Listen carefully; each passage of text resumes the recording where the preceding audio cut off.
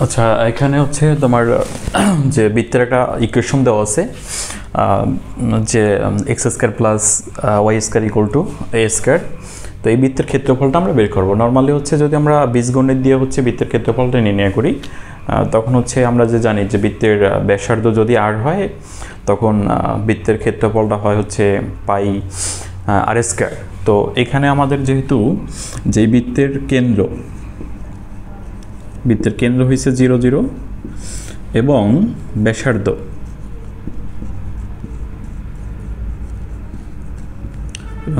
R equal to হয়েছে এ, তাহলে এই বৃত্তের ক্ষেত্রফল হবে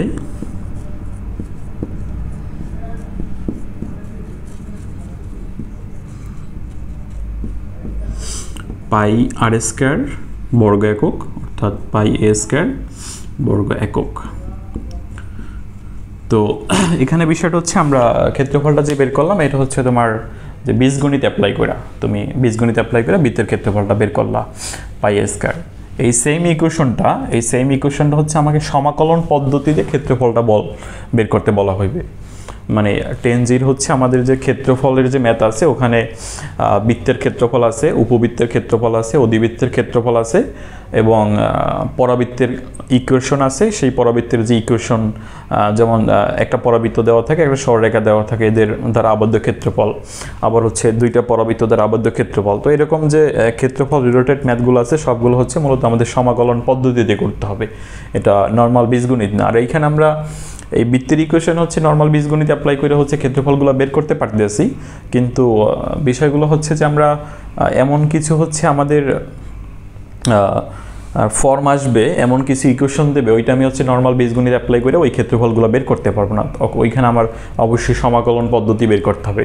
মানে ধরি আমরা যদি এরকম একটা ইকুয়েশন থাকে আমাদের, যে এটা দিল, এই রেখা দ্বারা আবদ্ধ ক্ষেত্রফলটা আমি বীজগণিত দিয়ে বের করতে পারতেছি। এখানে হাফ ইন্টু ভূমি ইন্টু উচ্চতা দিলেই হচ্ছে আমি ক্ষেত্রফলটা বের করতে পারি।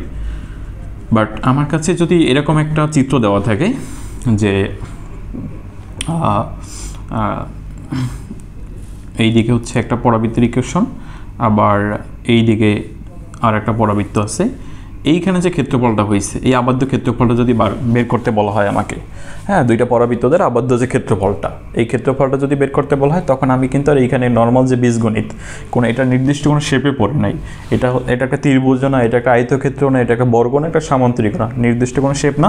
তখন হচ্ছে এই ক্ষেত্রফলটা আর আমি কোনোভাবেই নর্মাল বীজগণিত দিয়ে বের করতে পারবো না। এখানে হচ্ছে আমাদের এই ক্যালকুলাস নিয়ে আসতে হবে, সমাকলন পদ্ধতিতে আমরা এই ক্ষেত্রফলগুলো বের করতে পারি। আর আমাদের হচ্ছে টোটাল ইন্টিগ্রেশনের যতগুলো চ্যাপ্টার আছে, তার ভিতরে 10 জিটা হচ্ছে সব থেকে মোস্ট ইম্পর্টেন্ট একটা চ্যাপ্টার। কারণটা হচ্ছে এইখানে মূলত হচ্ছে আমরা আমাদের 10A থেকে 10G আগ পর্যন্ত যে ক্যালকুলাসের হচ্ছে যে আমরা সূত্রগুলো শিখছি, তার হচ্ছে আসলে অ্যাপ্লিকেশনটা মূলত হচ্ছে 10Gতে, যে আমরা ক্ষেত্রফল সংক্রান্ত ক্ষেত্রফল বের করা। আর সবথেকে গুরুত্বপূর্ণ জিনিস হচ্ছে এই মানে ক্ষেত্রফল বের করতে হচ্ছে আমরা যেখানে আর বীজগণিত অ্যাপ্লাই করতে পারি না, সেখানে আমরা এখন ক্যালকুলাস ব্যবহার করে ক্ষেত্রফলটা বের করতে পারবো। হ্যাঁ, এটা হচ্ছে একটা খুব সুন্দর ব্যাপার। তো আমরা এই বৃত্তের যে ইকুয়েশনটা আছে x square plus a square, এইটার ক্ষেত্রফলটা কীভাবে বের করতে পারি সমাকলন পদ্ধতি, তো আমরা এটা একটু দেখব। তো ফার্স্ট অফ অল আমাদের যেটা করতে হবে সেটা হচ্ছে যে বৃত্তের এইটার আমরা একটা চিত্র নেই। এটা চিত্রটা আমাদের কীরকম হইতে পারে, যেহেতু কেন্দ্রটা হচ্ছে মূলবিন্দুতে, আর কেন্দ্র হচ্ছে মূলবিন্দুতে, এই বৃত্তের কেন্দ্র 0 0 আর ব্যাসার্ধ আর ইকুয়াল টু হয়েছে এ, তাহলে ওর চিত্রটা। আর এই চ্যাপ্টারে আমরা ক্ষেত্রফলের যত ম্যাথ করব, প্রত্যেকটা ম্যাথের জন্য হচ্ছে আমাদেরকে চিত্র সম্পর্কে একেবারে সুস্পষ্ট ধারণা থাকা লাগবে।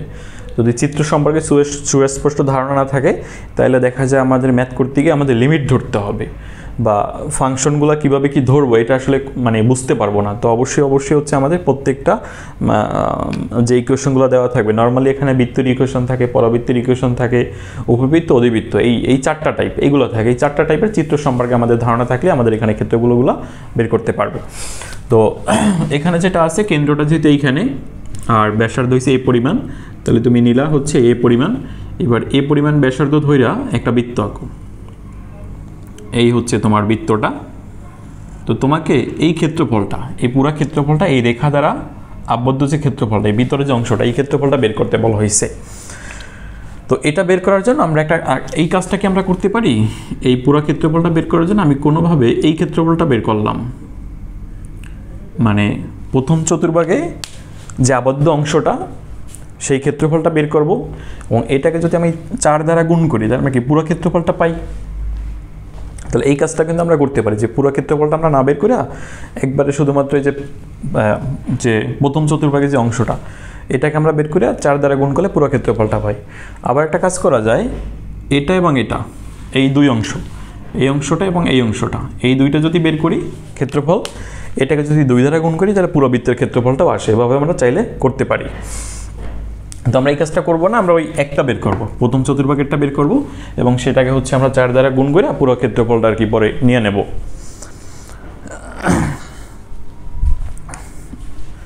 তো আমাদের ইন্টিগ্রেশনের ক্ষেত্রে ক্ষেত্রফলের সূত্র হয়েছে যে এ থেকে বি হচ্ছে আমাদের লিমিট, আর এখানে ফাংশনটা আসবে এফ অফ এক্স আর ডিএক্স। তো যদি আমরা ফাংশনটা এক্সের ফাংশন নেই, ফাংশনটা যদি এক্সের ফাংশন নেই তখন আমাদের এখানে আসবে ডিএক্স, মানে যদি আমরা এক্সের সাপেক্ষে ইন্টিগ্রেশনটা করতে চাই ফাংশনটা এক্সের হবে, যেটা আমরা এফ অফ এক্স দ্বারা প্রকাশ করতে চাইতেছি যে এফ অফ এক্স মানে হচ্ছে এক্সের ফাংশন। এখন এক্সের ফাংশন বিষয়টা কীরকম, আমাদের এইখানে যেটা দেওয়া ছিল যে x square plus y square equal to a square, এখান থেকে এক্সের ফাংশন বানানোর ব্যাপারটা কি, যদি এটাকে আমি ওয়াই ইকুয়াল টু সামথিং আকারে প্রকাশ করি তখন যে ফাংশনটা আসে সেটাই হচ্ছে আমাদের এক্সের ফাংশন। কীরকম, যে ওয়াই স্কোয়ার ইকুয়াল টু আমি এটা লিখলাম A square minus x square, then Y equal to আমি লিখতে পারি হচ্ছে প্লাস মাইনাস রুট ওভার এ স্কোয়ার মাইনাস এক্স স্কোয়ার। তাহলে এখন এইখানে আমার কোনো ওয়াই নাই, এই অংশটুকু শুধুমাত্র আমার চলক আছে এক্স, তাহলে এই জিনিসটাই হচ্ছে আমাদের এফ অফ এক্স, এই জিনিসটাই হচ্ছে আমাদের এফ অফ এক্স। মানে আবার এই জিনিসটা কি ওয়াই হচ্ছিল, তাহলে ওয়াই যে কথা এফ অফ এক্স একই কথা। তাহলে এফ অফ এক্স আকারে প্রকাশ করা মানে ফাংশনটাকে ওয়াই ইকুয়াল টু সামথিং আকারে প্রকাশ করা, আর ফাংশনটা যদি এক্সের ফাংশন তাহলে ওকে আমরা ডিফারেন্সিয়েশনও করবো, ওকে আমরা ইন্টিগ্রেশনও করবো এক্সের সাপেক্ষে। তুমি যার সাপেক্ষে ইন্টিগ্রেশন করবা ফাংশনটা সেই চলকেরই হইতে হবে। ফাংশনটা যদি এক্সের চলক তাহলে ইন্টিগ্রেশনটা হবে এক্সের সাপেক্ষে। যদি ফাংশনটা এখানে আমরা ওয়াই ফাংশনও নিতে পারতাম, ফাংশনটা যদি ওয়াই ফাংশন নিতাম তখন এটা আবার আমাদের ওয়াই সাপেক্ষে ইন্টিগ্রেশন করা লাগতো, অর্থাৎ তখন আমাদের সূত্রটা দ্বারাই তো ক্ষেত্রফল এরকম যে এ থেকে বি ইন্টারভ্যালের ভিতরে আমরা হচ্ছে ওয়াই ফাংশনটাকে এফ অফ ওয়াই আর ডি ওয়াই, এটা মানে ফাংশনটা হচ্ছে আমাদের ওয়াই ফাংশন, ফাংশনটা ওয়াই ফাংশন এবং একে আমরা ইন্টিগ্রেশন করব হচ্ছে ওয়াই সাপেক্ষে। এটা আমরা হচ্ছে এই প্রসেস আসলে ম্যাথগুলো করব না, আমরা প্রায় এখানে যে যতগুলো ম্যাথ আছে প্রায় 95% ম্যাথগুলো হচ্ছে আমাদের এভাবে হয়ে যাবে। আমরা ফাংশন নেব হচ্ছে এক্সের ফাংশন এবং ওইটাকে ইন্টিগ্রেশনটাও করব হচ্ছে এক্সের সাপেক্ষে। তো এখানে তো আমাদের এফ অফ এক্সটা পাইলাম, যে আমরা ক্ষেত্রফলের যে আমাদের এফ অফ এক্স পাইলাম, এফ অফ এক্স হচ্ছে এইটা। এখন এখানে একটা বিষয় হচ্ছে আমাদের যে এই যে আমরা ওয়াইটা পাইলাম, ওয়াই ইকুয়াল টু এইটা, যে দুইটা ভ্যালু পাইছি প্লাস ধরে একটা মাইনাস ধরে একটা, তো তোমার এইটার চিত্রই কিন্তু এইটা, আমাদের যে এই যে আমরা ফাংশনটা পাইছি ওর চিত্রই হয়েছে এটা। এখন এইখানে আমরা ওয়াইয়ের দুইটা ভ্যালু পাইছি, ওয়াই ইকুয়াল টু একটা plus a square minus x square, আর একটা পাইছি y equal to minus a square minus x square.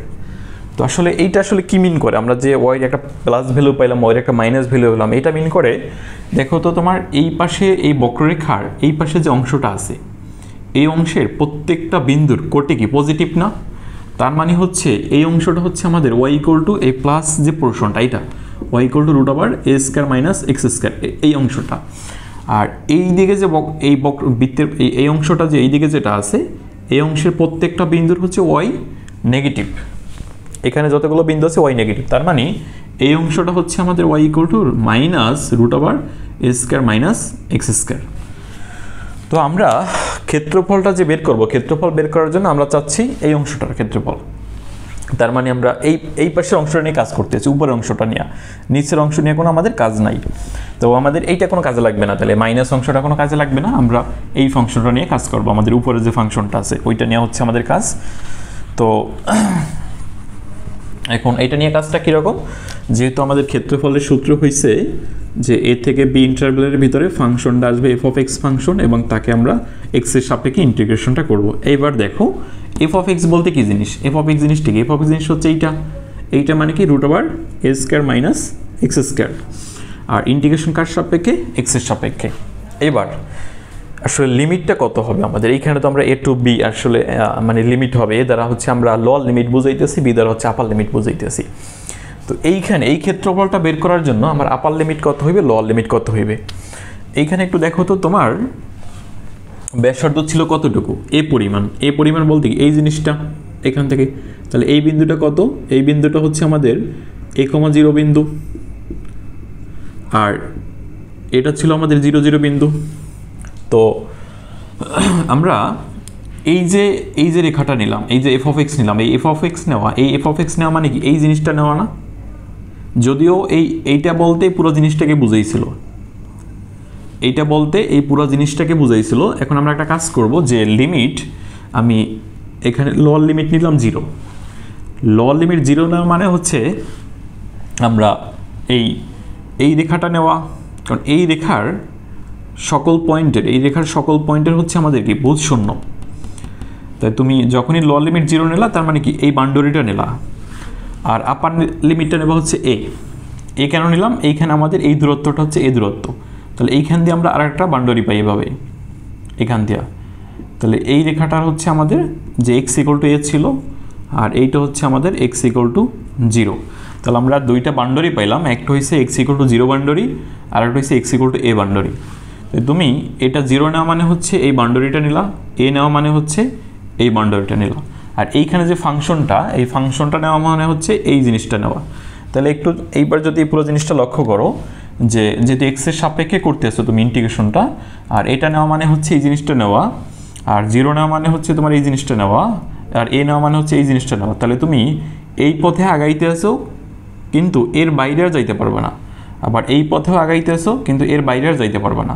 আর এই দিকে আছে তোমার এক্স অক্ষ, তার মানে কি তোমার এই ক্ষেত্রফলটা মিন করতেছে না, শুধুমাত্র প্রথম চতুর্ভাগের এই অংশটা, শুধুমাত্র প্রথম চতুর্ভাগের ওই অংশটা মিন করতেছে। তাহলে আমরা যদি এই ক্ষেত্রফলটুকু বের করি, এটার যদি আমরা ইন্টিগ্রেশনটা করি, যে ক্ষেত্রফল আসবে সেটা হচ্ছে আমাদের প্রথম যে চতুর্ভাগ সেই অংশের ক্ষেত্রফলটা। তো এই প্রথম চতুর্ভাগের ক্ষেত্রফলটা পাওয়ার পর আমরা যদি হচ্ছে এই ক্ষেত্রফলটাকে 4 দ্বারা গুণ করি, তাহলে হচ্ছে পুরো বৃত্তটার ক্ষেত্রফলটা চলে আসবে। তো এখন তাহলে সেজন্য হচ্ছে আমরা যে পুরো বৃত্তের ক্ষেত্রফল, বা আমরা এখানে লিখতে পারি যে তোমার যে প্রদত্ত বৃত্ত দ্বারা আবদ্ধ তোমার অংশের প্রথম যে চতুর্ভাগ সেই অংশের ক্ষেত্রফল এভাবে লিখতে পারি। আর পুরো বৃত্তের ক্ষেত্রফলটা যদি তুমি বুঝাইতে চাও, তাহলে এখানে একটা 4 দিয়ে দেবা গুণাকারে, এই একটা 4 দিলে আমাদের পুরো বৃত্তের ক্ষেত্রফল আসবে। তো এখন এইখানে আমাদের ইন্টিগ্রেশনের যে ফর্মটা দাঁড়াইছে, এই ইন্টিগ্রেশনটা হচ্ছে আমরা ডিরেক্ট হচ্ছে আমাদের সূত্র আছে যে রুট ওভার এ স্কোয়ার মাইনাস এক্স স্কোয়ার, এই ফর্মেটে যদি থাকে তখন আমরা সূত্রে অ্যাপ্লাই করে হচ্ছে এটা ইন্টিগ্রেশন করতে পারি। তবে এই ম্যাথটা হচ্ছে একটা খুবই ফেমাস ম্যাথ, যার জন্য হচ্ছে আমরা ওইভাবে সূত্রটা মানে অ্যাপ্লাই করব না। এই ম্যাথটা হচ্ছে একেবারে সুন্দর মতো ইন্টিগ্রেশনটা করব ধৈর্য, হ্যাঁ, এক্সের একটা মান ধরে আমরা হচ্ছে পুরো ইন্টিগ্রেশনের প্রসেসটা দেখাবো। তো এখানে ধরার এইটুকু আমি মুছে দিই, এইটুকু আপাতত আমাদের লাগতেছে না, যে এই ইন্টিগ্রেশনটা আমরা কিভাবে করতে পারি। আমাদের এইটা টার্মটা দাঁড়াইলো 4 × 0 থেকে a আর রুট ওভার এ square minus x square dx. তাহলে এখানে যেটা করবা, এইটুকু আমি এই পাশে এইটুকু মুছে দিই, এইটুকু আর লাগবে না, আমাদের চিত্রটা লাগবে। আমরা ধরে করবো এই ক্ষেত্রফলটা, ক্ষেত্রফলটা বের করবো। ধরার নিয়মটা হচ্ছে এখানে তোমার এ স্কোয়ার আছে, তারপর মাইনাস এক্স স্কোয়ার আছে। তো এই এক্সের পরিবর্তে আমরা ধরবো এ সাইন থিটা। কেন ধরলাম? এইখানে দেখো এ স্কোয়ার আছে, এ স্কোয়ার থাকার কারণে এক্সের জায়গায় আমরা এ সাইন থিটা ধরছি। যদি এটা এরকম হইতো তোমার এ স্কোয়ার না থাকা 3a স্কোয়ার আছে, তাহলে আমরা এখানে এক্স এর ভ্যালুটা 3 সাইন থিটা ধরতাম। যদি এটা 4 স্কোয়ার থাকতো, এক্স এর ভ্যালু 4 সাইন থিটা ধরতাম। এখন কথা হচ্ছে সাইন থিটাই বা কেন ধরলাম? এটা কি অন্য কিছু ধরা যাইতো না? হ্যাঁ, অন্য কিছু ধরা যাইতো, সাইন থিটা ধরো অথবা কি কস থিটাও ধরে করা যাইতে। এখন অন্য কিছু বলতে আবার সব কিছু ধরে করা যাবে না। এবার ট্যান থিটা ধরে করতে যাই তুমি দেখবে আটকে গেছো, ঠিক আছে? সাইন থিটা ধরে করা যায়, ট্যান থিটা ধরেও করা যায়। তো আমরা একটু আগাই আসলে। এখন একটা ব্যাপার কি, এইখানে দেখো তুমি এক্স ছিল চলক, তোমার তুমি ইন্টিগ্রেশন করবা এক্সের সাপেক্ষে, চলকও ছিল এক্স। তো তুমি মাঝখান দেয়া যখন এই ইন্টিগ্রেশনটা করতে গেছো, তুমি তখন কাজ করলে কি এক্সে এ সাইন থিটা ধরলা, মানে এই এক্স চলকটাকে তুমি এখন থিটা চলকে কনভার্ট করে ফেলাইতেছো। তার মানে আগে যে ইন্টিগ্রেশনটা তুমি এক্সের সাপেক্ষে করতেছিলা, এখন এই রাশিতে তো তোমার এক্স আর থাকবে না, থিটা চলে আসবে। তো যেহেতু রাশির ভিতরে এক্স থাকতে আছে না, থিটা চলে আসতে আছে, তাহলে এই ইন্টিগ্রেশন আর এক্সের সাপেক্ষে হবে না, ইন্টিগ্রেশন থিটার সাপেক্ষে হবে। মানে এই এক্সের জায়গায় তো তুমি এটা বসাবোই, এবং এই ডিএক্সও রাখা যাবে না, এই ডিএক্স আর থাকবে না, এই ডিএক্সের জায়গায় তোমার পরিবর্তনটা আসবে। এবং এই যে লিমিটগুলো ছিল, এবং এই যে লিমিটগুলো ছিল জিরো এবং এই লিমিটগুলো ছিল কার, এক্সের লিমিট। জিরো ছিল এক্সের লিমিট, এই এ ছিল এক্সের লিমিট। আমরা এখান থেকে যে বসাইছিলাম, এই যে এক্সের ভ্যালু জিরো পাইছিলাম, এক্সের ভ্যালু এ পাইছিলাম, এই লিমিটগুলো হচ্ছে মূলত এক্সের লিমিট। তো এই লিমিটগুলো আর তুমি এক্স চলকের মানে এক্স চলকের সাপেক্ষে লিমিটগুলো ছিল, এখন এই লিমিটগুলো আমাদের থিটার সাপেক্ষে যা আসে আর কি সেটা নিতে হবে। তো ফার্স্টে হচ্ছে আমরা ডিএক্সের ভ্যালুটা কী পাই, আসলে ডিএক্স তো আর রাখা যাবে না, যেহেতু ফাংশনটা আমরা থিটায় কনভার্ট করে নিতে আসি, তাহলে আসলে এই ডিএক্সটাকেও আমরা আমাদের থিটায় কনভার্ট করতে হবে। তাহলে আসলে ডিএক্সটাকে থিটায় কনভার্ট করলে কি আসে, আমরা এই জিনিসটাকে যদি হচ্ছে এক্সের সাপেক্ষে, এক্স না, এই জিনিসটাকে যদি আমরা হচ্ছে থিটার সাপেক্ষে অন্তরীকরণ করি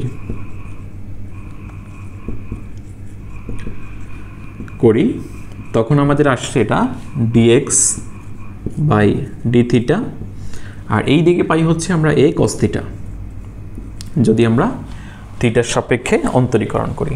দেন হচ্ছে আমরা ডিএক্স ইকুয়াল টু পাইতে আসি এ কস থিটা ডি থিটা, এটা পাই হচ্ছে আমাদের ডিএক্সের ভ্যালু। তার মানে এই ডিএক্সের জায়গায় আমরা এই মানটা বসাই দিতে পারবো। তাহলে দেখো ডিএক্সের ভ্যালু কি থিটার মাধ্যমে আসছে, আর এক্সের ভ্যালুটাও তোমার থিটার মাধ্যমে ছিল। এইবার তোমার লিমিটের পালা, লিমিটকেও এই লিমিট ছিল হচ্ছে এক্সের সাপেক্ষে, এই লিমিট আর রাখা যাবে না। এখন লিমিট তাহলে কি করবা, এক্সের ভ্যালু যখন জিরো তখন থিটা কত, যেহেতু তুমি সব কিছু থিটায় কনভার্ট করে নিয়ে যাইতেছো, তাহলে আগে ছিল এটা এক্সের ভ্যালু জিরো, এক্স যদি জিরো হয় তখন থিটা কত, তাহলে এক্স ইকুয়াল টু জিরো হলে, তাহলে এখানে জিরো বসাই দাও। এখানে জিরো বসানো মানে কি, তোমার A sine theta equal to zero পাইলা, তাহলে এ সাইন থিটা জিরো পাও মানে কি sine theta equal to zero, আর sine theta equal to zero মানে কি থিটা ইকুয়াল টু জিরো। আবার যখন তোমার এক্স ইকুয়াল টু এ হলে তখন মানে কি, তখন হচ্ছে তোমার এ সাইন থিটার ভ্যালু এ, এই যে এখানে আমাদের এক্স এর ভ্যালু এ বসাই দিয়েছি, X equal to sine theta ছিল, তাহলে এই sine theta equal to A পাইছি। এবার তোমার sine theta equal to one, তাহলে sine theta equal to one হইলে সাইন থিটা এটা সাইন পাই বাই টু, তাহলে থিটা ইকুয়াল টু কত পাই বাই টু। তাহলে এবার তুমি এই জিরোর জন্য হচ্ছে থিটার মানও জিরো পাইছো, আর এক্সের ভ্যালু যখন এ তখন থিটার মানটা পাই বাই টু পাইছো। তার মানে সব কিছু তুমি এখন থিটার সাপেক্ষে বের করছো। তাহলে আমরা এই ফাংশনে আমাদের যে পরিবর্তনটা আসে, এখানে আমরা জিরোর জায়গায় জিরোর জন্য জিরোই পাইছিলাম, আর এর জন্য হচ্ছে আমরা কত পাইছি, এর জন্য পাই বাই টু পাইছি লিমিটটা। আর এই ফাংশনে রুটের ভিতরে হচ্ছে আমাদের এখানে এ স্কয়ার, আর এক্সের জায়গায় কত বসবে এ সাইন থিটা, তাহলে আছে হচ্ছে আমাদের এক্স স্কয়ার, তাহলে এটা এ স্কয়ার আর সাইন স্কয়ার থিটা হয়ে যাবে। আর তোমার এখানে এই যে ডিএক্সের ভ্যালু কত এ কস থিটা ডি থিটা,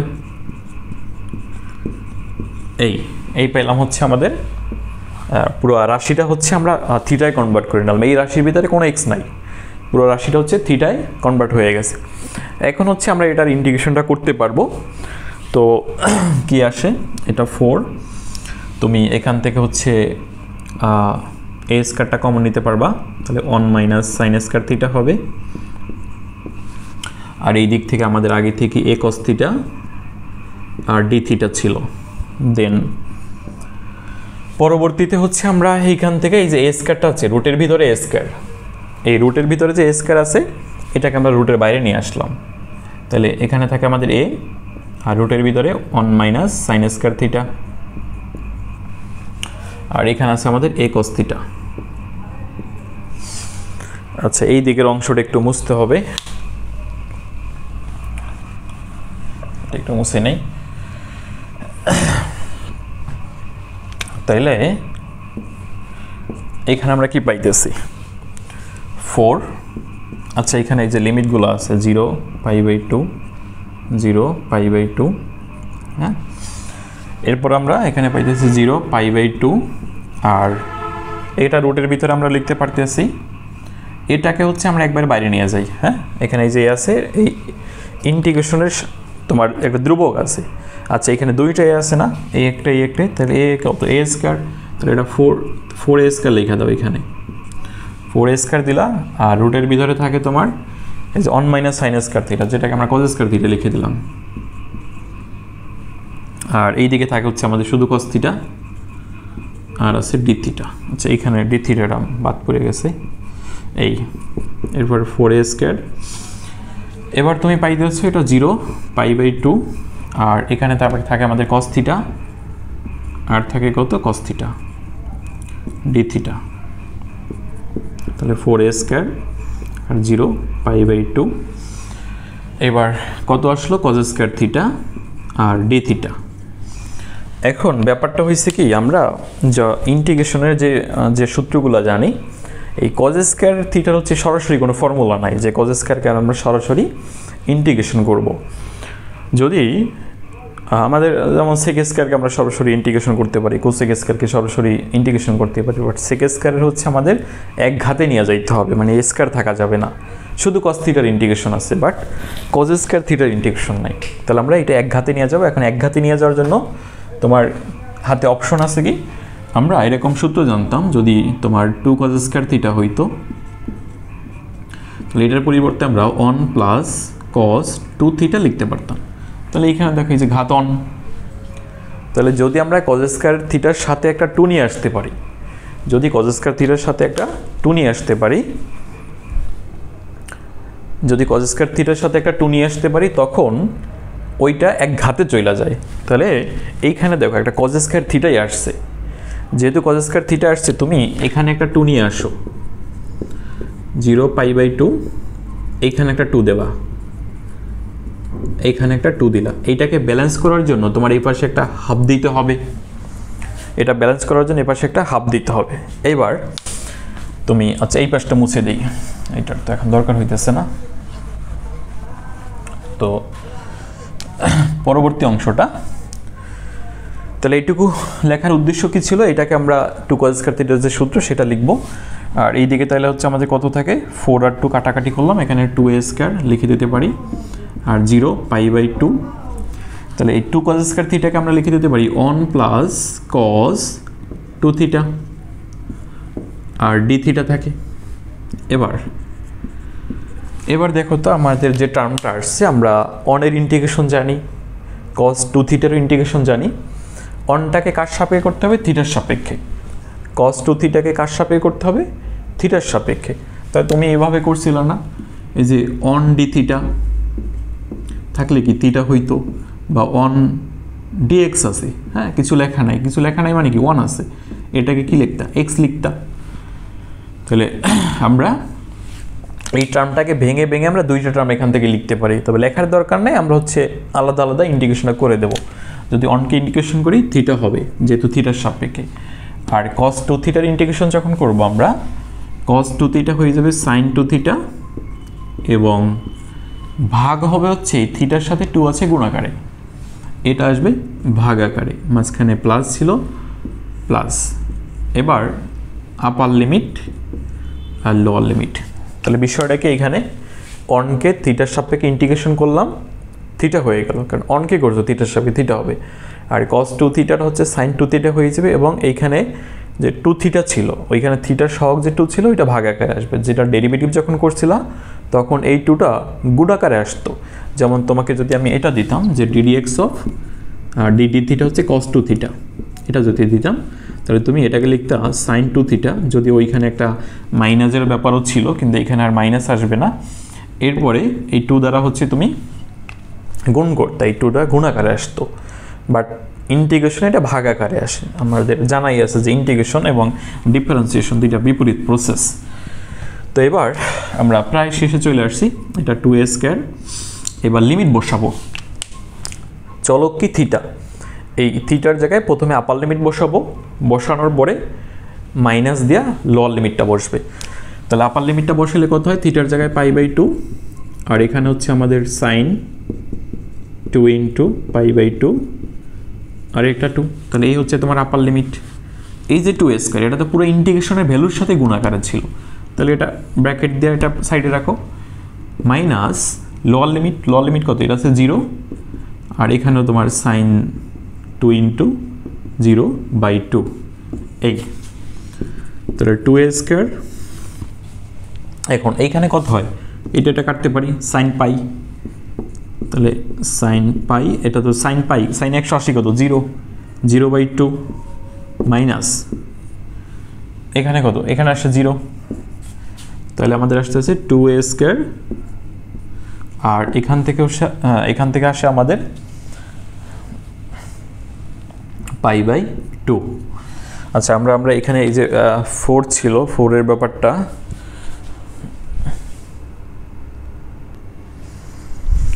তাহলে আমাদের হচ্ছে কি হলো, এখানে আমাদের 2 কাটা, তাহলে πa² বর্গ একক, মানে যে ম্যাথটা তুমি বীজগণিত দিয়ে খুব ইজিলি করতে পারছিলা, মানে হচ্ছে তোমার একবারে 2 লাইনে যে ব্যাসার্ধ যেহেতু a আছে, তাহলে ক্ষেত্রফল হইবে πr², মানে হচ্ছে πa² বর্গ একক। সেই জিনিসটাকে তোমাকে ক্যালকুলাস যখন তুমি ব্যবহার করছো তখন πa² এই ক্ষেত্রে একই জিনিস পাইছো, তবে অনেক কিছু করতে হয়েছে। এখন কত হইলো, তাহলে যে ওই আমি বীজগণিত দিয়ে যদি খুব সহজে করতে পারি, তাহলে ক্যালকুলাস দিয়ে এত ঘুরেই পাচ্ছি কেন করবো?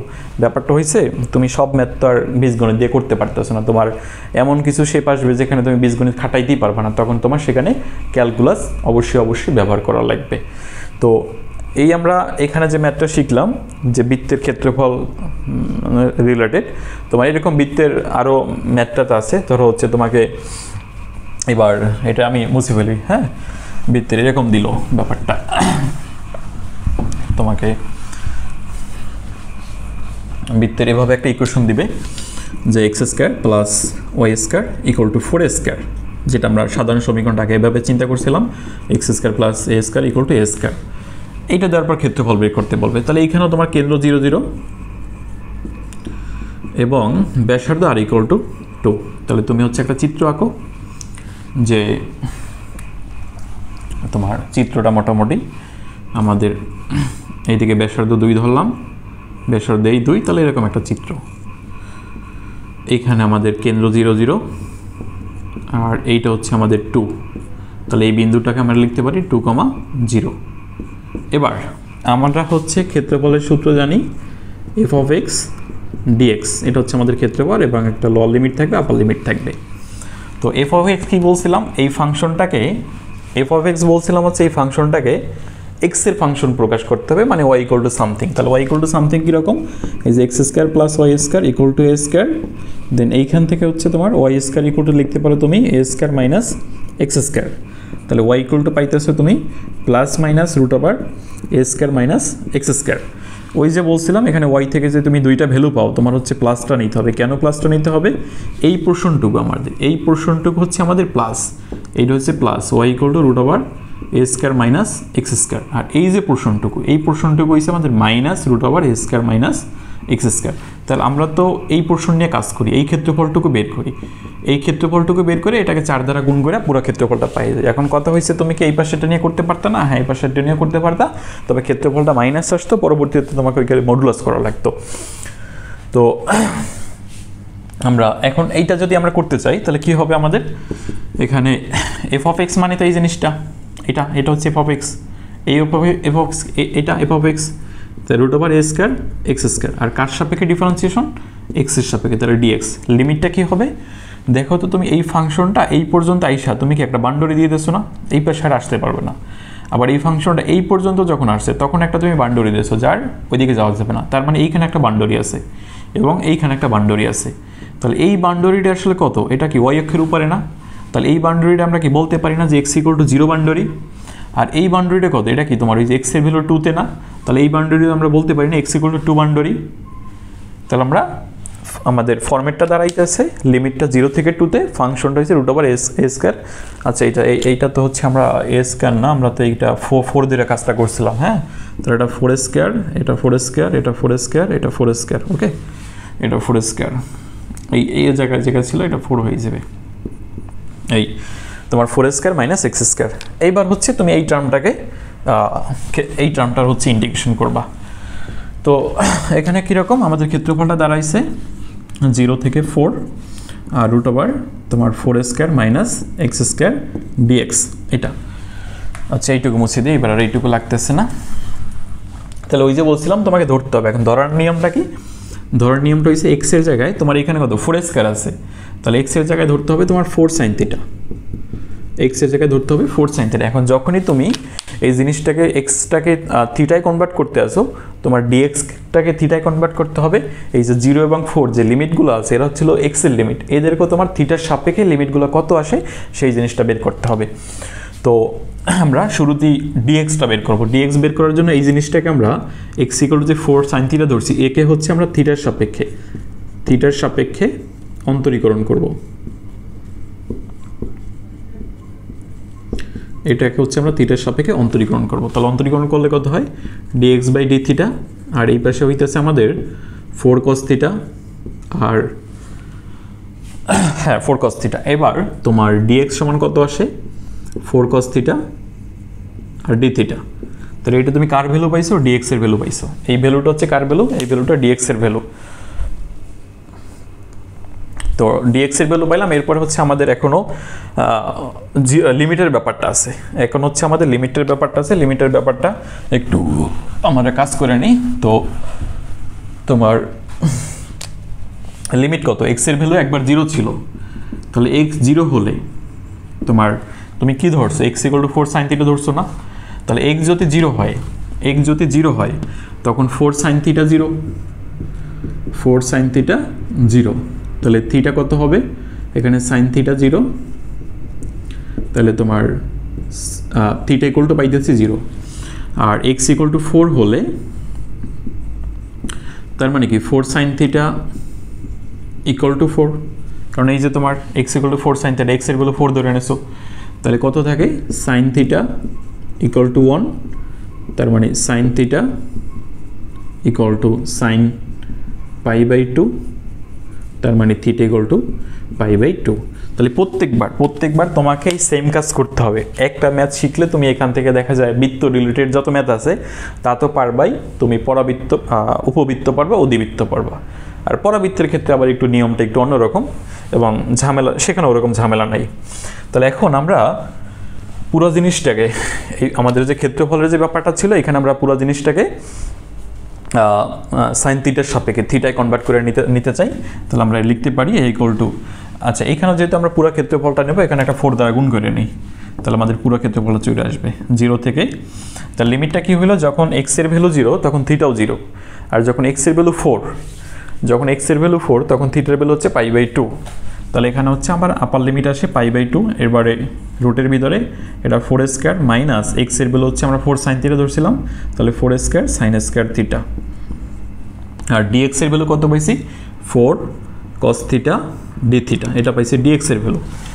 দেন হচ্ছে আমাদের এটা 4 আর 0 π/2, তুমি এখান থেকে কি 4টা কমন নেওয়া যায়, তাহলে 4 কমন নিলে বা আমরা 4² কমন নিলাম, 1 - sin² θ পাইলাম, আর এ পাশে তোমার 4 cos θ dθ আছে। এটা রুট এই পর্যন্ত। দেন হচ্ছে তোমার যে 4 × 0 π/2, আর 4টাকে রুটের বাইরে নিয়ে যাও, তাহলে 4কে রুটের বাইরে নিলে এখানে আসে, আর এখানে আসে তোমার 1 - sin² θ, আর এ পাশে তোমার 4 cos θ আর dθ। ঠিক আছে, একটু আগের তো।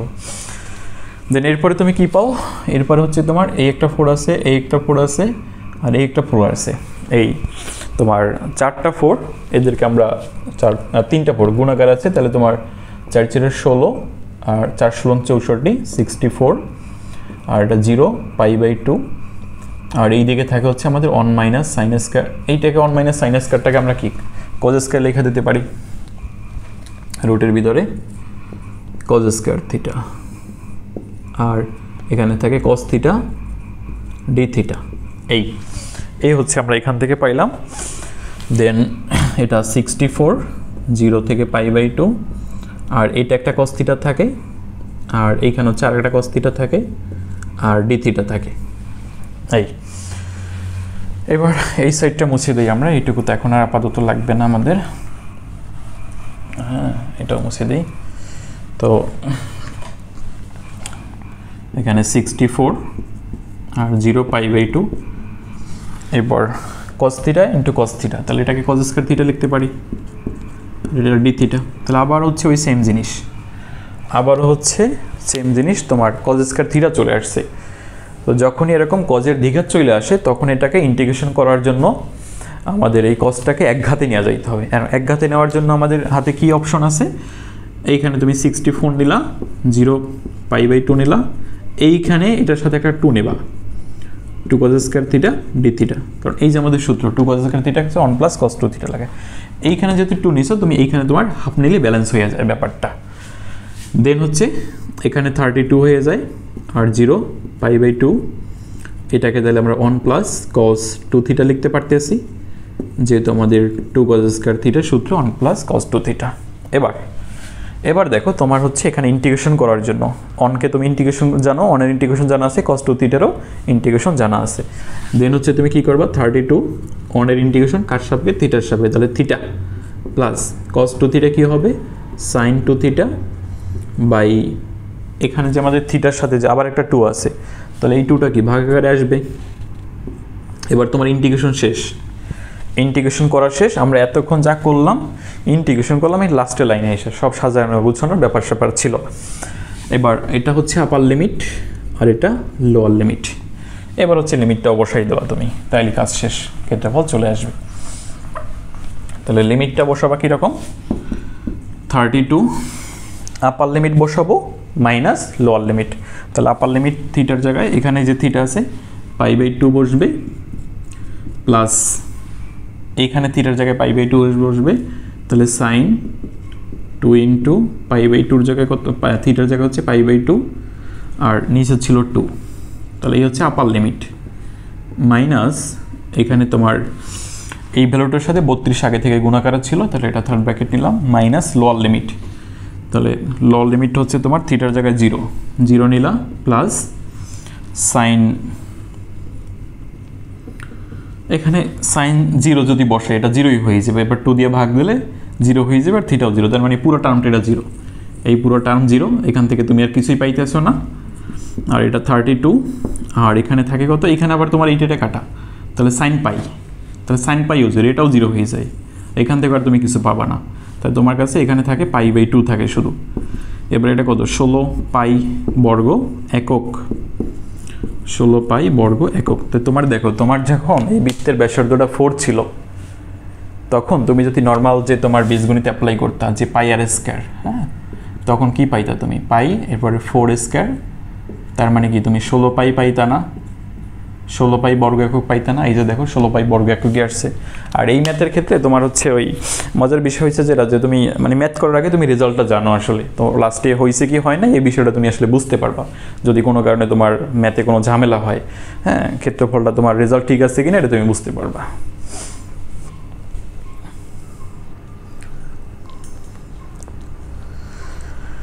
এরপরে হচ্ছে আমাদের আর একটা ব্যাপার থাকে এই বৃত্তেরই, তোমার ম্যাথ, যে একটা ইকুয়েশন দিবে তোমাকে এরকম,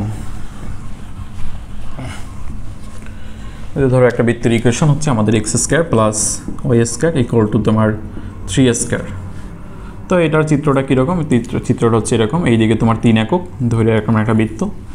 তো তোমাকে শুধু যদি এরকম বলে যে এই বৃত্ত দ্বারা আবদ্ধ প্রথম চতুর্ভাগের ক্ষেত্রফল, তার মানে শুধু এইটুকুই, তখন আবার 4টার দ্বারা গুণ করতে হবে না।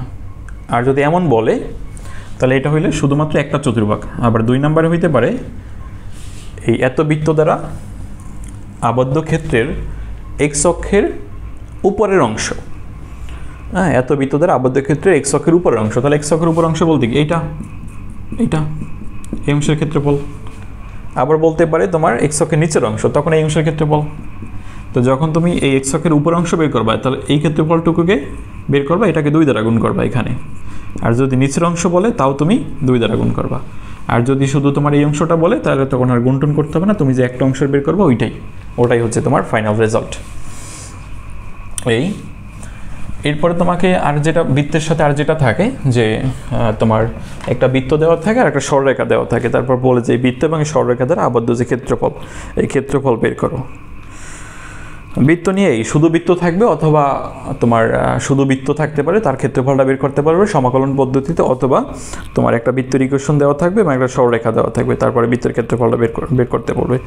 যেমন তোমার এখানে একটা ম্যাথ আছে আমাদের অক্ষরপত্র বইয়ের, যে একটা বৃত্তের ইকুয়েশন আছে এরকম, x square plus y square equal to 25।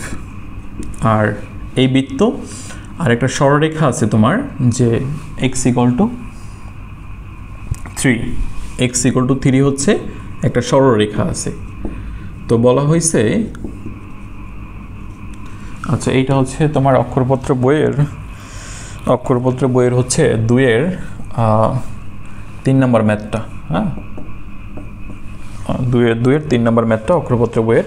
আচ্ছা, 2-এর যতগুলো ম্যাথ আছে 2-এর 1-2, হ্যাঁ 2-এর 1-2 ম্যাথগুলো পারবা। আর 2-এর 3 নম্বর ম্যাথটা হয়েছে এটা করলে হচ্ছে আমাদের বৃত্ত শেষ। তো এই বৃত্ত এবং এই সরলরেখা দ্বারা আবদ্ধ ক্ষেত্রের ক্ষেত্রফল, এইবার আর তোমাকে শুধু বৃত্ত দেয় নাই যে বৃত্ত দ্বারা আবদ্ধ ক্ষেত্রের ক্ষেত্রফলটা তুমি নির্ণয় করলেই তোমার কাজ শেষ না, এটা সেটা না। এখানে একটা বৃত্ত দেওয়া আছে এবং একই সাথে একটা সরলরেখা দেওয়া আছে। এই বৃত্ত এবং সরলরেখা দ্বারা আবদ্ধ যে ক্ষেত্রের ক্ষেত্রফল আমাকে সেটা বের করতে হবে। তাহলে এটার জন্য তুমি একটু চিত্রটা দেখো আগে, যে আসলে চিত্রটা কেমন হইতেছে, তাহলে তুমি ঘটনাগুলো বুঝতে পারবা। যে এই বৃত্তটার কেন্দ্র 0 0, আর ব্যাসার্ধ কত, আর ইকুয়াল টু 5। তাহলে বৃত্তটা হবে তোমার এরকম, যে তুমি এইদিকে ব্যাসার্ধ 5 নিলা, কেন্দ্রটা তো এইখানে নিবা যেহেতু 0 0। তাহলে এই হচ্ছে তোমার বৃত্তটা। হ্যাঁ, আর এক্স ইকুয়াল টু 3 একটা সরলরেখা আছে। এই সরলরেখাটা কেমন হবে দেখতে, ওই যে আমরা বলছিলাম না, যদি তোমার এটা যদি আমাদের এক্স অক্ষ হয়, এটা ওয়াই অক্ষ হয়, এক্স ইকুয়াল টু 3 মানে কি, এই দিকে তুমি 3 একক আসছো।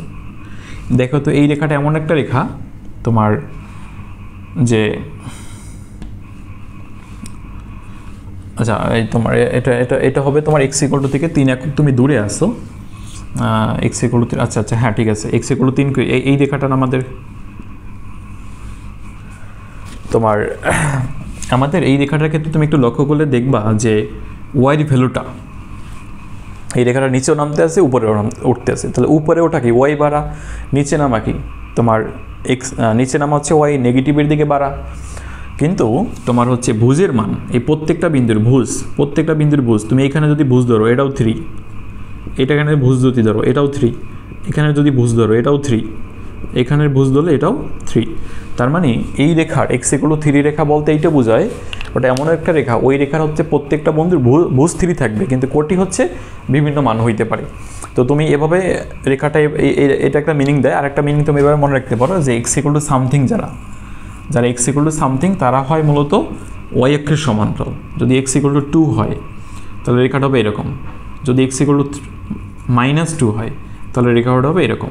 যেহেতু এক্স ইকুয়াল টু সামথিং আছে, এই ওয়াই অক্ষের সাথে সমান্তরালে থাকবে না।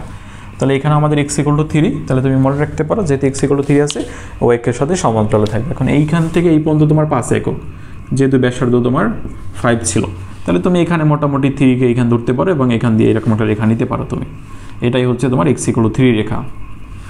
এবার প্রশ্নে বলা আছে তোমার এই বৃত্ত প্রশ্নে বলা আছে এই বৃত্ত এবং এই সরলরেখা দ্বারা আবদ্ধ ক্ষুদ্রতম অংশের ক্ষেত্রফল। এই বৃত্ত এবং সরলরেখা দ্বারা আবদ্ধ ক্ষুদ্রতম অংশের ক্ষেত্রফল। এখন একটা বিষয় বোঝো, এই বৃত্ত এবং সরলরেখা দ্বারা আবদ্ধ অংশ হচ্ছে 2টা। এই দিকে তোমার এই যে এখানে এই বৃত্তের আমরা যদি এই অংশটা ধরি আর এই সরলরেখাটা ধরি, এই পাশে একটা ক্ষেত্রফল পাই, এটা হচ্ছে তোমার যে বড় যে অংশটা, বৃহত্তম অংশ যদি বের করতে বলো তাহলে এটা বের করতাম।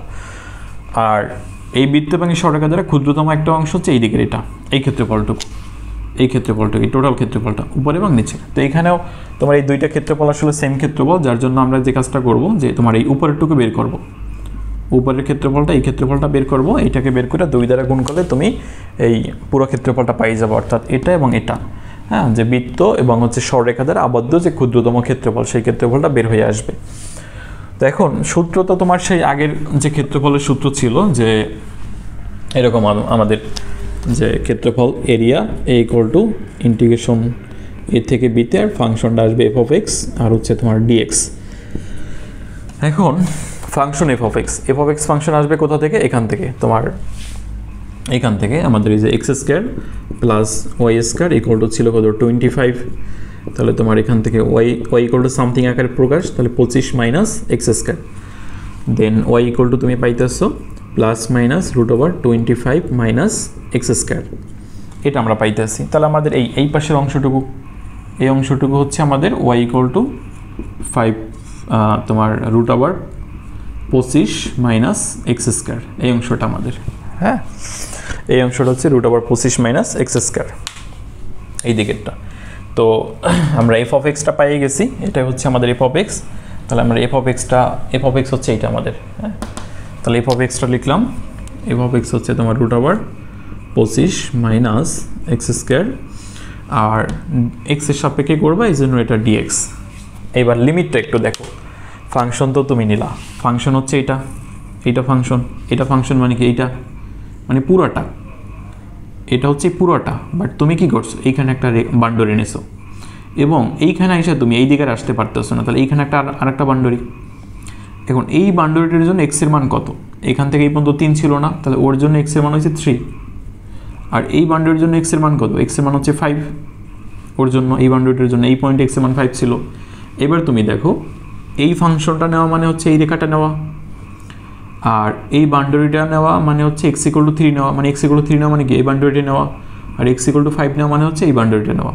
তাই তুমি যদি এখানে এই 3টা নাও, এখানে যদি 3 নাও, তার মানে এই বান্ডরিটা নেওয়া হবে, আর আপার লিমিটে যদি 5 নাও, তার মানে এই বান্ডরিটা নেওয়া হবে, আর ফাংশন হিসাবে যেটা নিছো সেটা হচ্ছে এটা মিন করে। তাহলে এই একটা বান্ডরি, এই একটা বান্ডরি, আর এটা এই ক্ষেত্রফলটুকুকে বুঝাইতেছে।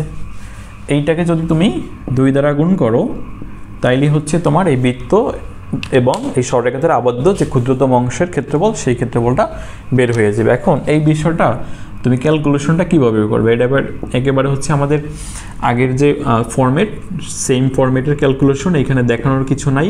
তুমি এক্স ইকুয়াল টু এইবার ধরবা, যেহেতু এখানে 25 আছে, তার মানে কি 5 স্কয়ার লেখা যায়, তাহলে এক্স ইকুয়াল টু তুমি 5 sin θ ধরবা। এটা ধরার পর ক্যালকুলেশন প্রসেস আগের মতোই হবে, একটু ভিন্নতা আছে। আচ্ছা, একটু ভিন্নতা যেহেতু আছে, তাহলে আমি এটা করেই দেই।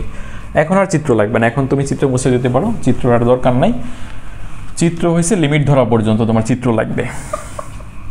এইবার একটু দেখো, তুমি ফাংশনটা যেহেতু এক্সটাকে যেহেতু থিটায় কনভার্ট করে নিতে চাচ্ছ, তার মানে তোমার এই ডিএক্স রাখা যাবে না, এবং তোমার এই লিমিট যে 3 আছে 4 আছে, এরা হচ্ছে এক্সের লিমিট, এদেরকেও তুমি রাখতে পারবা না। তাহলে তুমি কি করবা? এই জিনিসটাকে আমরা থিটার সাপেক্ষে অন্তরীকরণ করে পাই, এটাকে আমরা থিটার সাপেক্ষে অন্তরীকরণ করে পাই। তাহলে এই জিনিসটাকে আমরা এখানে dx/d θ, আর এই পাশে লিখতে পারি হচ্ছে তোমার 5 cos θ, এটা। দেন হচ্ছে dx এর ভ্যালু কি পাই আমরা? dx-টা পাই হচ্ছে 5 cos θ, আর dθ এটা পাই হচ্ছে আমরা dx এর ভ্যালু, হ্যাঁ, dx এর ভ্যালু পাই হচ্ছে আমরা 5 cos θ dθ। তো এটা তো আমরা x এর জায়গায় 5 sin θ বসাবো, dx এর ভ্যালু এটা পাইলাম। এবার লিমিট 3 এবং 5 যে তোমার x এর লিমিট ছিল, এদেরকে আমরা থিটার সাপেক্ষে আসলে কি আসে, x = 3 হলে, তাহলে x = 3 মানে কি তোমার 3 = 5 sin θ, অর্থাৎ 5 sin θ = 3। তার মানে এখানে তোমার sin θ = 3/5, then theta equal to তুমি পাইতেছো sin ইনভার্স 3/5, এটা পাইতেছো। আর x = তোমার হচ্ছে 5 হলে, x = 5 হলে তখন তুমি পাইতেছো যে 5 sin θ = 5। তার মানে হচ্ছে তোমার sin θ = 1, sin θ = 1 হলে θ = π/2 হয়। তাহলে এবার তুমি হচ্ছে পুরো ফাংশনটাকে থিটায় কনভার্ট করে নিতে পারো। এটা থিটা যখন, এটা x এর ভ্যালু যখন 3 ছিল, থিটার ভ্যালু তখন sin ইনভার্স 3/5 আর x এর ভ্যালু যখন 5 তখন থিটার ভ্যালু হচ্ছে π/2 আর এই ফাংশনটা হচ্ছে আমাদের 25 মাইনাস x এর জায়গায় হচ্ছে আমরা কত 5 sin থিটা, তাহলে আবার এটা স্কয়ার আছে তাহলে 5 স্কয়ার sin স্কয়ার থিটা মানে 25 আর sin স্কয়ার থিটা। আর এইটা একটু মুছে দেই, এখন জায়গায় হইতেছে না এখানে। তাহলে এখান থেকে আমরা পাইতেছি হচ্ছে তোমার dx এর ভ্যালু পাইছিলাম এটা, আর dx তো মুছে দিলাম। dx এর ভ্যালু পাইছিলাম এরকম তোমার যে 5 sin থিটা d থিটা, ঠিক আছে। এই dx এর ভ্যালু আসছিল এটা 5 sin থিটা না 5 cos theta, 5 cos theta d theta আসছিল dx এর value, 5 cos theta d theta আসছিল dx এর ভ্যালু। তো ক্যালকুলেশন আগের মতোই আছে, শুধুমাত্র তোমার এইখানে আগে 0 আসছিল, হ্যাঁ এখানে এই যে তোমার এটা 0 আসছিল, এখানে sin ইনভার্স 3/5 আসছে, আর বাদ বাকি সব সেম, বাদ বাকি হিসাব টিসাব সব একই রকম আছে। তো এখানে হচ্ছে আমাদের 2 আর তোমার sin ইনভার্স 3/5 এটা π/2, দেন এইখানে 25 তুমি কমন নিয়ে বাইরে নিয়ে আসতে পারো, তাহলে 5 আর থাকে তাইলে তোমার রুটের ভিতরে থাকবে হচ্ছে তোমার 1 মাইনাস sin স্কয়ার থিটা, আর এই পাশে আমরা পাই 5 cos থিটা d থিটা। দেন 5 দ্বিগুণে আচ্ছা এখানে 5 এখানে 5 25 তাহলে 50 লিমিট এখানে যা আছে থাকবে, আর এখানে আমরা লিখতে পারি cos থিটা আর এটা লিখতে পারি cos থিটা d থিটা, এটা sin ইনভার্স 3/5 আর এটা π/2, এটা 50। আর এইবার তোমার এই দুইটাকে গুণ করলে কি হয়ে যাইতেছে আমাদের cos স্কয়ার থিটা হয়ে যাইতেছে আর d থিটা, লিমিট যা আছে থাকবে যা আছে থাকবে। এবার তোমার আবারও এখানে একটা 2 আসছে মানে cos স্কয়ার আসছে, তাহলে তুমি এখানে একটা 2 নিলা আর এই পাশে হাফ নিলা, দেন তোমার এখানে হয় 25 আর লিমিট যা আছে থাকবে। এইটাকে তুমি আবার 1 প্লাস cos 2 থিটা লিখতে পারবা, 1 প্লাস cos 2 থিটা আর d থিটা লিখলা। এই পাশেটা মুছে দেই।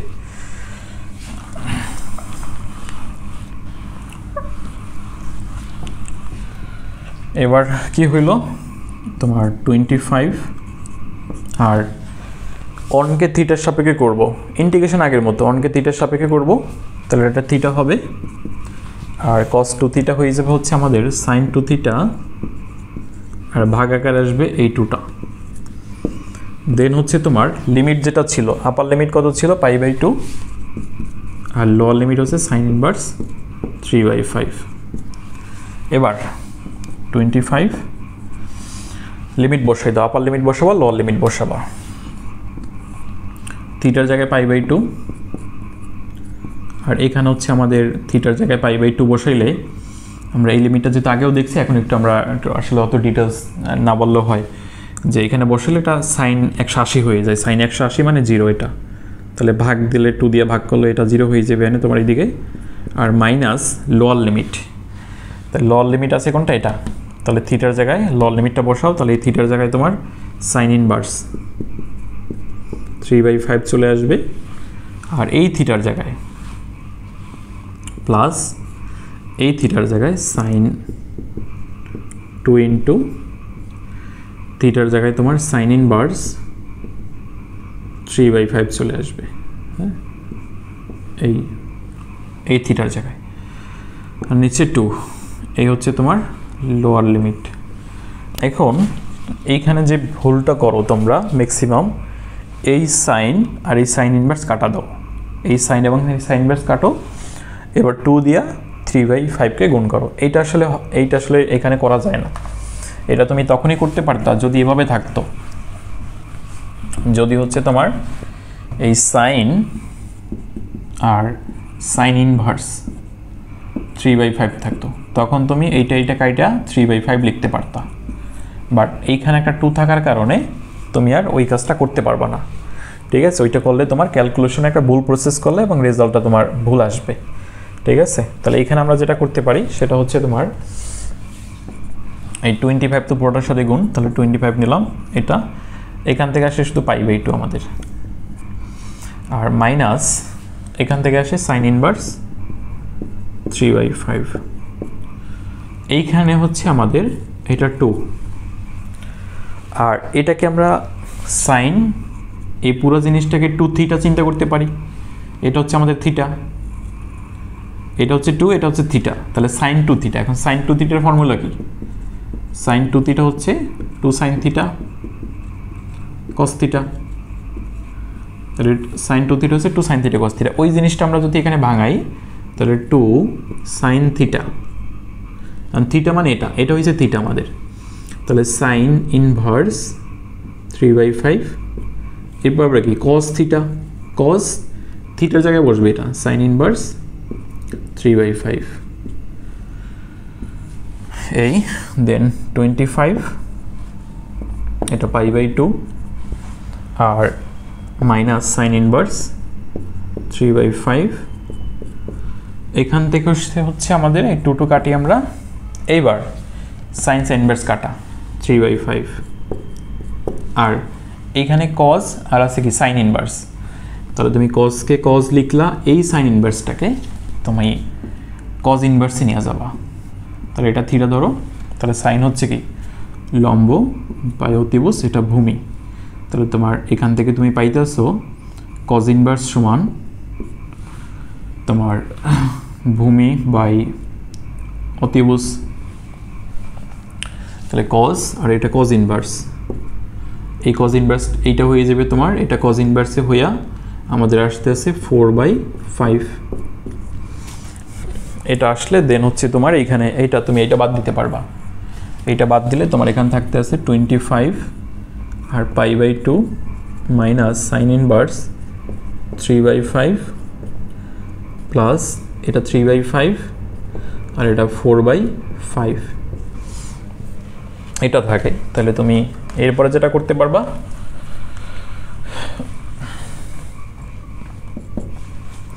এবার 25 দিয়ে গুণ করে দাও, তাহলে 25 দিয়ে এটাকে গুণ করলে হচ্ছে 25 তোমার 25 আর হচ্ছে তোমার এখানে π/2, আচ্ছা ক্যালকুলেশন সব ঠিকঠাক আছে, ঠিকঠাক যদি থাকে তাহলে 25 × π/2 আর 25 × π/2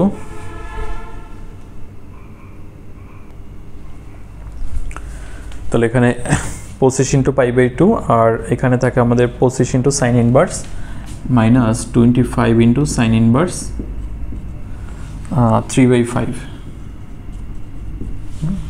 এটা 3/5, আর এইখানে হচ্ছে আমাদের এই 25 আর এখানে 5 5 25 আর এই 25 কাটাকাটি, তাহলে থাকে এখানে 12 শুধু প্লাস 12, তাহলে এটা আসে হচ্ছে আমাদের 3 × 12, তাহলে এত বর্গ একক, এত বর্গ একক আসে আনসার ম্যাথটা। আচ্ছা একটা আনসারটা এখানে ঠিকঠাক আছে কিনা একটু দেখা লাগবে, এটা তোমার শুধু 25 পাই, এটা আমাদের তো 25 তো 50 তো ছিল, এটা তো 25 হয়ে গেছিলো, যাই হোক মোটামুটি ঠিকঠাকই আছে মনে হয়।